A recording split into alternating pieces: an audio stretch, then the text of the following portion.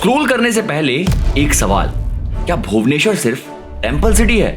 अब दुनिया sports capital of India के नाम से जानेगी। This is not just Bhubaneswar, this is a rising power. Odisha अब वही फेज में है, क्योंकि अगर आप 2024 से अब तक देखें तो यहाँ चेंजेस और भी क्लियरली नजर आते हैं। जहां पहले स्पोर्ट्स की बात ज्यादातर बड़े मेट्रोज तक लिमिटेड थी, वहीं अब ओडिशा भी उस कन्वर्सेशन का एक स्ट्रॉन्ग हिस्सा बन गया है और इसी वजह से ये पिक्चर अब और क्लियर होती जा रही है। पिछले कुछ सालों में यहाँ स्पोर्ट्स इंफ्रास्ट्रक्चर पर काफी काम हुआ है, जहां स्टेडियम्स बने, इवेंट होस्ट हुए और इसी प्रोसेस में एक इकोसिस्टम क्वाइटली बिल्ड होने लगा। और इसी बिल्डअप के बाद एक बड़ा मूवमेंट सामने आया है। 2028 में ओडिशा होस्ट करेगा वर्ल्ड एथलेटिक्स इंडोर चैंपियनशिप। मतलब काफी टाइम बाद इतना बड़ा ग्लोबल एथलेटिक्स इवेंट इंडिया वापस आ रहा है और इस बार वेन्यू होगा हमारा भुवनेश्वर।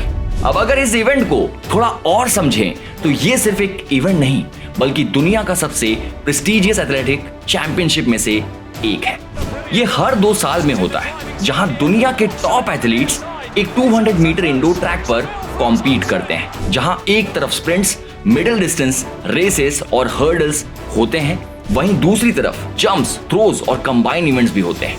यानी एक ही जगह पर स्पीड भी होती है, स्टैमिना भी और परफॉर्मेंस का रियल टेस्ट भी होता है। इसलिए इसमें 100 से ज्यादा कंट्रीज के एथलीट्स पार्टिसिपेट करते हैं और इस बार इंडिया से भी स्ट्रॉन्ग पार्टिसिपेशन एक्सपेक्टेड है।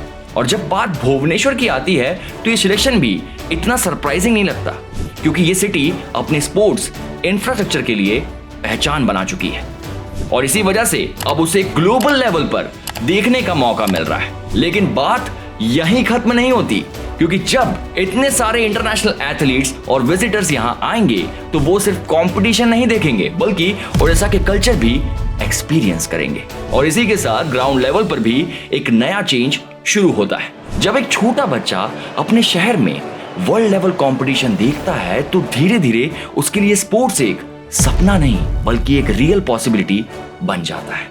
और वहीं से ना पार्टिसिपेशन बढ़ते हैं, कॉन्फिडेंस बिल्ड होता है और एक नया स्पोर्टिंग कल्चर डेवलप होता है। साथ ही साथ ऐसे इवेंट्स का इंपैक्ट इकोनॉमी पर भी पड़ता है, जहां एक तरफ टूरिज्म बढ़ता है, वहीं दूसरी तरफ लोकल बिजनेसेस को बूस्ट मिलता है और सर्विसेज सेक्टर में भी एक्टिविटी इंक्रीज होने लगती है। यानी बात सिर्फ स्टेडियम तक सीमित नहीं, बल्कि इसका असर पूरे इकोसिस्टम में महसूस होता है दोस्तों।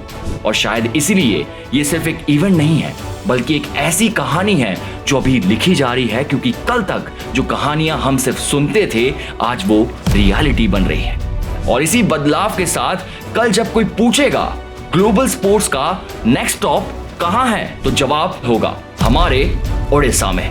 ऐसी अपडेट्स के लिए देखते रहिए ओडिशा ऑन रिकॉर्ड को। हमें सपोर्ट करिए, लाइक करिए, शेयर करिए और भैया सब्सक्राइब भी कर दीजिए।